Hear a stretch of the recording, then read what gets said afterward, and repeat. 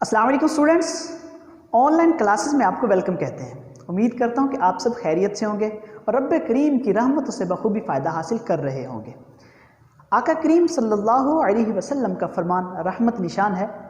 आप सल्लल्लाहु अलैहि वसल्लम ने फरमाया, जिसने अल्लाह की राह में एक दिन का रोज़ा रखा, अल्लाह अज़्ज़ा वजल उसे जहन्नम से 70 साल की मुसाफत दूर फरमा देगा।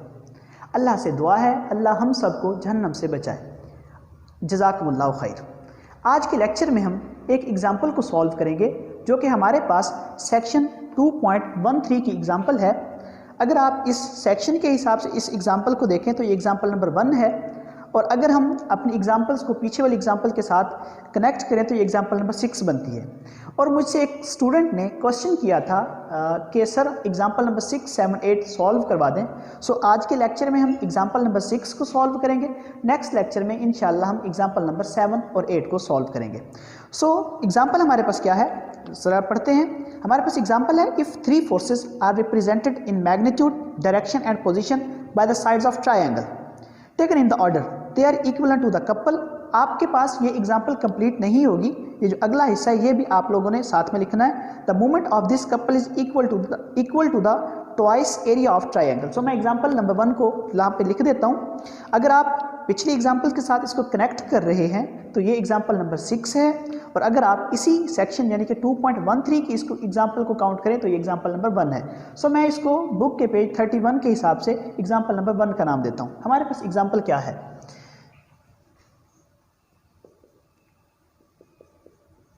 एग्जाम्पल है हमारे पास, if 3 forces position by the sides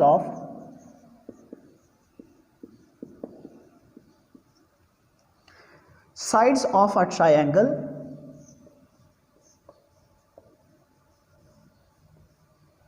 taken in the order they are equivalent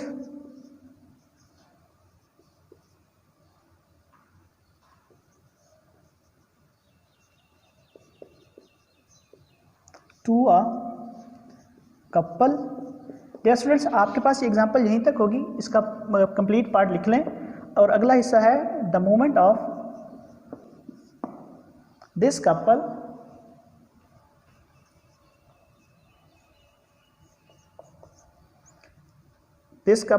is equal to the twice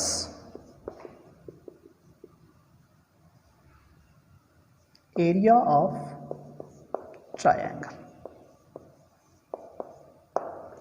dear students, अगर आप इस एग्जाम्पल को पढ़ें तो आपको पता चलेगा हमें कहा क्या गया है। हमें ये कहा गया है, if 3 forces represented in the magnitude, direction and the position by the sides of triangle. आपके पास एक ट्रायंगल है ABC, जिसको आप नाम दे सकते हैं। 3 फोर्सेज हैं जो कि इसकी साइड्स के साथ एक्ट कर रही हैं, जिनकी मैग्नीट्यूड, डायरेक्शन एंड पोजीशन को वो शो कर रही हैं। आपने शो क्या करना है, हमने ये शो करना है they are equivalent to the couple. Number 1 पे हमने ये शो करना है, ये जो 3 फोर्सेज हैं हमारे पास ये इक्विवेलेंट हैं कपल के। दूसरे नंबर पर हमने ये शो करना the movement of this couple. आपके पास फोर्सेज टोटल 3 हैं, आपने शो करवानी है कि वो इक्वल टू कपल हैं। जब हम उसको इक्वल टू कपल शो करवा लेंगे, उसके बाद हमने ये शो करवाना है the movement of this couple is equal to twice the area of triangle. So पहली बात आपको ये पता होना चाहिए कि व्हाट इज मूवमेंट। दूसरी बात, एरिया ऑफ ट्रायंगल क्या होता है। सो स्टूडेंट, मैं इसका सोल्यूशन करता हूँ। तो पहले आपको मैं ये बताना पसंद करूँगा कि what is movement of force. अगर आपको मूवमेंट ऑफ फोर्स के बारे में समझना है तो आप मेरे लेक्चर नंबर 10 को सुनिएगा, वहाँ से आपको डिटेल में पता चल जाएगा कि मूवमेंट ऑफ फोर्स क्या होता है। इन शॉर्ट बेसिकली हम मूवमेंट ऑफ फोर्स या magnitude of movement of force को PD की फॉर्म में, यानी कि अगर आपके पास फोर्स P है और मूवमेंट आर्म यानी कि आर्म ऑफ द कपल जो है वो D के इक्वल है, तो आप magnitude of movement of force को PD की फॉर्म में लिखते हैं। अगर किसी को मेरी ये बात समझ नहीं आई तो मेरा लेक्चर नंबर 10 को ज़रूर सुन लें। ओके डियर स्टूडेंट, इसके अलावा हमने शो करवाना है movement of the couple is equal to twice the area of triangle. अब एरिया ऑफ ट्रायंगल बेसिकली किसके इक्वल होता है, मैं यहाँ पे इसका फार्मूला लिख देता हूँ। एरिया ऑफ ट्रायंगल इक्वल होता है 1/2 बेस क्रॉस हाइट के। और भी फार्मूलाज हैं लेकिन हम ये वाला फार्मूला यूज़ करेंगे। सो ये चीज़ आपको पता चल गई कि हमें area of triangle 1/2 base cross height के इक्वल है। मूवमेंट ऑफ कपल के लिए आपको मेरा लेक्चर नंबर 10 सुनना होगा। ये 2 वर्ड्स हैं, की वर्ड हैं जो आपके इस एग्जाम्पल में यूज़ किए गए। हम सोल्यूशन इसका करते हैं। हम सपोज करें हमारे पास एक ट्रायंगल है,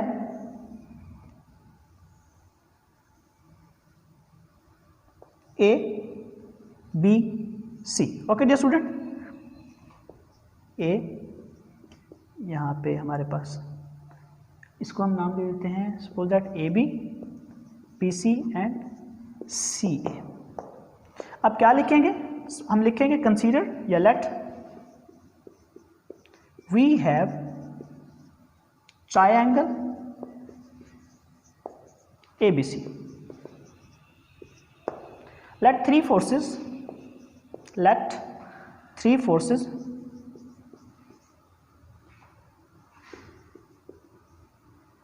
AB, BC and CA are in magnitude represent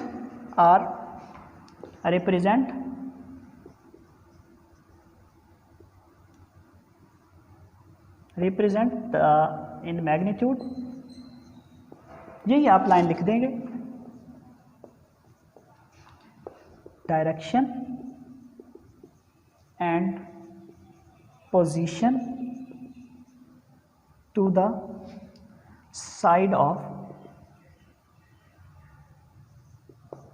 triangle. हमने शो क्या करना है, ये तो हमारे पास लिखा गया। आप यहाँ पे लिखेंगे we want to show that, number 1 पे हम ये शो करेंगे, हम नंबर 1 पे ये शो करेंगे कि जो तीनों फोर्सेस हैं ए बी बी सी सी ए, ये इक्विवेलेंट टू कपल हैं। यानी कि we want to show that number 1, आप यहाँ पे लिखेंगे we want to show that, number 1 पे लिखेंगे 3 फोर्सेस ए बी, यहाँ पे फोर्सेस लिख लीजिएगा, A B B C and C A are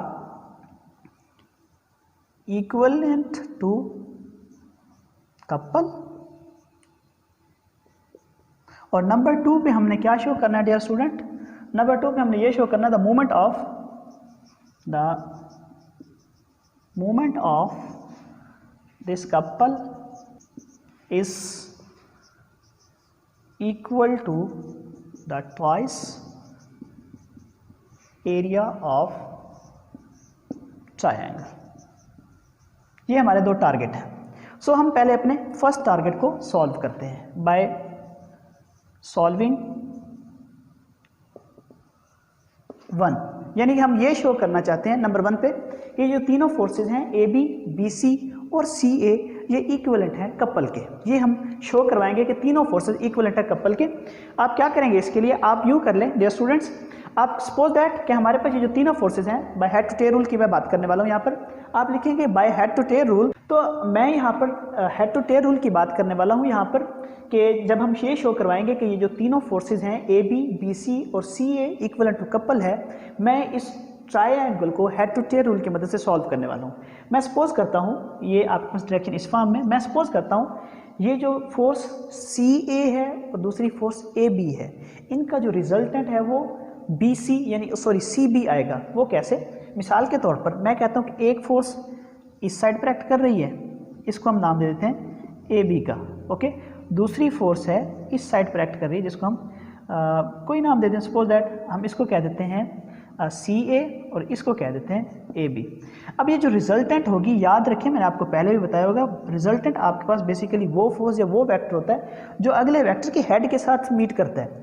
अगर आप ये कंसीडर करें कि B C is the resultant of force C A and A B, तो आप देखें इसकी डायरेक्शन खुद इस साइड पर मूव कर रही है, इसकी डायरेक्शन अपवर्ड जा रही है, इसकी डायरेक्शन डाउनवर्ड जा रही है, तो आपके पास रिजल्टेंट तो नहीं बनेगा। सो इसीलिए मैंने ये जो बी सी है इसको रिजल्टेंट अगर कंसीडर किया तो मैंने इसको सी बी का नाम दे दिया। मीन टू से मैं इसको यहाँ पर बना देता हूँ, मैं कहता हूँ सपोज दैट सी बी, ये ए पॉइंट तो रहेगा हमारे पास, सी बी। ओके, मैं कहता हूँ suppose that C B B C की बात नहीं कर रहा, मैंने इसकी रीज़न आपको बता दी है। जो आपके पास रिजल्टेंट होता है वो आपके पास हेड टू हेड आपके पास मीटअप करता है, तो वो आपके पास वेक्टर या वो आपके पास फोर्स रिजल्टेंट फोर्स बनती है। अगर मैं बी सी को रिजल्टेंट ऑफ फोर्स यानी कि सी ए और ए बी का नाम दूं तो यहाँ पर आप देख सकते हैं इसकी डायरेक्शन अपवर्ड है, इसकी डायरेक्शन डाउनवर्ड है, इसकी डायरेक्शन फिर इसके बैकवर्ड साइड पर है। तो यानी कि कहीं पर भी कोई vector head to tail rule की मदद से आपस में मीटअप नहीं कर रहे। इसीलिए मैंने अगर इस वाली फोर्स को या इस वाली साइड की क्रॉसपॉन्डिंग मैं अगर इन फोर्सेस और इस फोर्सेस का रिजल्टेंट कंसीडर कर रहा हूं तो मैं ये कहूँगा कि ये जो CA और AB है इनके रिजल्टेंट फोर्स क्या बनेगी, CB, और मैंने उसको यहाँ पर ड्रा कर दिया। अब मैं ये लिखूँगा by head to tail rule, by head to tail rule. हम by head to tail rule CB is the resultant of forces, कौन कौन सी फोर्सेस की CB रिजल्टेंट होगी, CA and AB। Okay dear student, by head to tail rule, और आप यहां पर ये भी लिखते हैं which passes through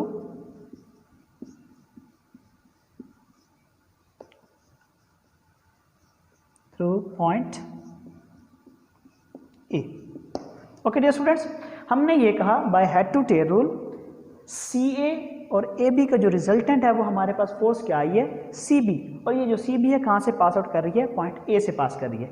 mean to से हम इसको यूँ लिख सकते हैं, ये जो CB है हमारे पास, ये CB किसके इक्वल आ जाएगी, sum of CA plus AB। Okay dear student, यहाँ तक आपको समझ आ चुकी है।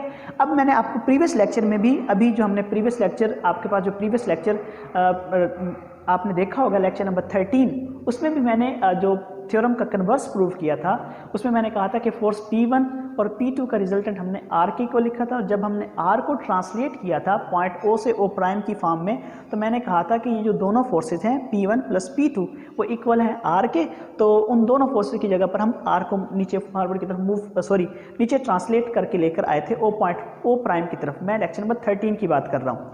अब इसमें अगर मैं ये कहता हूँ कि ये जो CB है ये रिजल्टेंट है CA और AB का, सो हमारे पास अब ये जो दो फोर्सेस रिमेनिंग होंगी। क्यों दो फोर्सेस रिमेनिंग है, क्योंकि CB रिजल्टेंट है AB और CA का। अब A, B और CA का रिजल्टेंट हमारे पास CBA आ गया, और दूसरी फोर्स हमारे पास होगी BC। तो इट्स मीन हमारे पास now we have two forces CB and BC। अब ये जो दोनों फोर्सेस हैं इक्वल इन मैग्नीट्यूड हैं, ऑपोजिट इन डायरेक्शन है, और इनका लाइन ऑफ एक्शन डिफरेंट है। तो ये फोर्सेस क्या बनाएंगे डियर स्टूडेंट्स, तो ये फोर्सेस हमारे पास कपल बनाएंगे। अगर आपको कपल की समझ नहीं है तो आप मेरा कपल वाला लेक्चर ज़रूर देखिएगा, आपको कपल की सारी इन्फॉर्मेशन उस लेक्चर में मिल जाएगी। अब मैं ये कहने वाला हूँ, मैंने ये कह दिया है कि हमारे पास अब दो फोर्सेस रह चुकी हैं, एक CB और दूसरी BC। क्यों दो फोर्सेज हैं, मैं दोबारा रिवाइज कर देता हूं ताकि आपको अच्छे से समझ आ जाए। मैं ये कह रहा हूं कि ये जो CB है ये रिजल्टेंट है फोर्स CA और AB का। अब ये जो रिजल्टेंट इसके इक्वल आज, यानी कि ये दो फोर्सेज इक्वल हैं इसके, मीन टू से अब हमारे पास दो फोर्सेज रह चुकी हैं, एक CB रह चुकी है और दूसरी BC रह चुकी है। अब ये जो दो फोर्सेज हैं इक्वल इन मैग्नीट्यूड हैं, ऑपोजिट इन डायरेक्शन है, लाइन ऑफ एक्शन इनका डिफरेंट है, तो ये फोर्सेस क्या बनाएंगे डियर स्टूडेंट्स, कपल बनाएंगे। सो हम लिखते हैं, आपने यहाँ तक लिख लिया था कि हमारे पास by head to tail rule CB is the resultant of force CA and AB which passes through the point A, CB is equal to CA plus AB। यहाँ तक हमने लिख लिया था। अपने आगे लिखना है आपने, so we have two forces BC and CB. These forces equal in magnitude,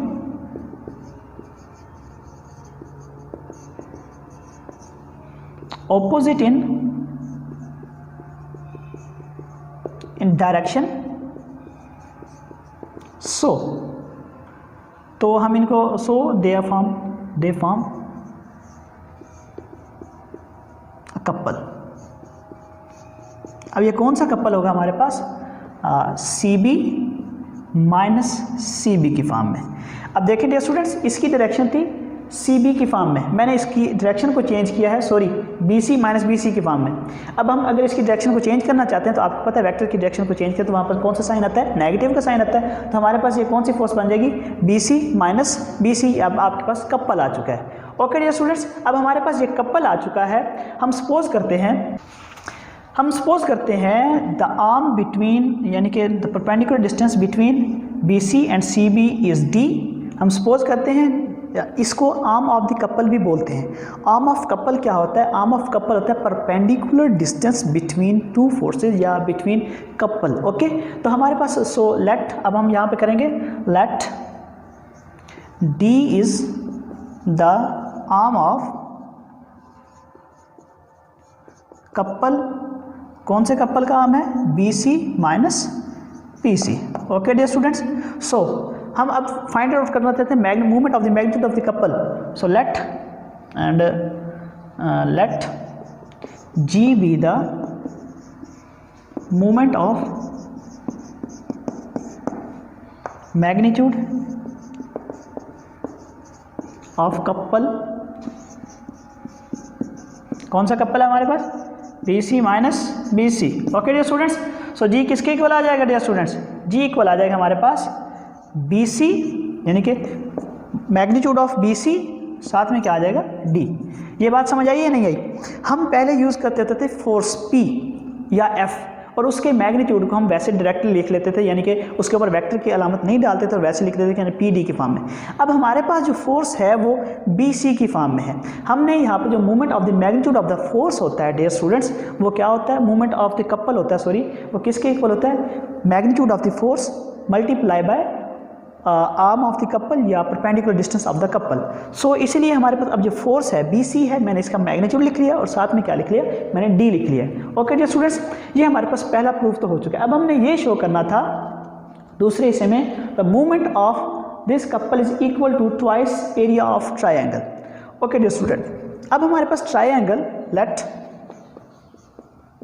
area of triangle A B C किसके इक्वल होगा dear students, triangle A B C का जो एरिया है वो किसके इक्वल होगा, 1/2 base cross height, mod of base cross height. अब base किसके इक्वल है डियर स्टूडेंट्स, बी सी के इक्वल है, तो यहाँ पर क्या आ जाएगा 1/2 बी सी, और हाइट किसके इक्वल है, डी के इक्वल है, तो यहाँ पे क्या आ जाएगा डी। तो हमारे पास ए बी सी यानी कि एरिया ऑफ ट्राइंगल, अगर हम इसको 2 को इस साइड पर लिखें तो हमारे पास क्या आ रहा है, 2 इंटू एरिया ऑफ ट्राइंगल। अब बी सी डी किसके इक्वल है, जी के, यानी कि मूवमेंट ऑफ, आप इसको पहले यूँ लिख लें जी और नीचे करके लिख लें where G is movement of magnitude of couple which is our required result. Okay dear students, आज की एग्जाम्पल में हमने क्या डिस्कस किया है, एग्जाम्पल में हमें ये कहा गया था कि 3 फोर्सेज हैं, किसी भी साइड ऑफ ट्रायंगल से वो साइड पर एक्ट कर रही हैं। हमने बताना ये था नंबर 1 पर तीनों फोर्सेज इक्वल टू कपल हैं, और दूसरे नंबर पर हमने ये शो करना था the movement of this couple is twice the area of triangle, यानी कि हमने ये शो करना था कि movement of couple is equal to twice the area of triangle के फॉर्म में। सो पहले हमने क्या किया डियर स्टूडेंट्स, हमने कहा कि consider we have a triangle A B C, side of triangle तो A B is force along, mean to say हमने ये कह लिया कि ए बी बी सी और सी ए फोर्सेज एक्ट कर रही हैं ट्रायंगल की साइड्स पर। उसके बाद जिस स्टूडेंट्स हमने कंसीडर किया हेड टू टेल रूल की मदद से कि C B is the resultant of force C A and A B. उसके बाद हमने कहा कि ये जो सी बी और बी सी हैं ये आपके पास 2 फोर्सेज रह चुकी हैं। इन फोर्सेज को हमने कहा कि इक्वल इन मैग्नीट्यूड है, ऑपोजिट इन डायरेक्शन है, तो हमने इनको किस चीज़ का नाम दिया, कपल का नाम दिया। तो हमारे पास कपल बना है B C minus B C की फॉर्म में डियर स्टूडेंट्स। और फिर हमने कंसीडर किया D is the arm of the couple B C minus B C. So फिर हमने कहा कि let G is the movement of the couple, तो हमारे पास G किसके इक्वल आ गया, बी सी डी की फॉर्म में। फिर हमने एरिया ऑफ ट्रायंगल का फार्मूला अप्लाई किया, तो वो किसके इक्वल आया 1/2 magnitude of B C into D. अब 2 को दूसरी साइड पर ले जाएं तो हमारे पास क्या आता है 2 into area of triangle which is equal to जी। जी हमारे पास क्या था, movement of the magnitude of the couple. So हमने यही शो करना था कि movement of this couple is equal to twice the area of triangle. अब यहाँ पे 2 आ चुका है, mean to twice the triangle area of triangle which is equal to moment of the couple आ चुका है। सो स्टूडेंट्स, आपको कोई भी प्रॉब्लम होती है, आप किसी भी क्वेश्चन को सॉल्व नहीं कर सकते, यानी कि आप फेस करते हैं कि आपको एक बात की समझ नहीं आई, इंसान है, कुछ चीज़ें, कुछ कंसेप्ट स्किप भी हो जाते हैं, लेकिन हमारी कोशिश होती है कि हर चीज़, हर कंसेप्ट और हर लाइन आपको वाजे करके बता दी जाए। लेकिन अगर कोई भी चीज़ जो कि आपको प्रॉब्लम, आप जो जिसकी वजह से आप प्रॉब्लम को फेस करते हैं, तो आप उसको सॉल्व करवाना चाहते हैं, या तो आप हमें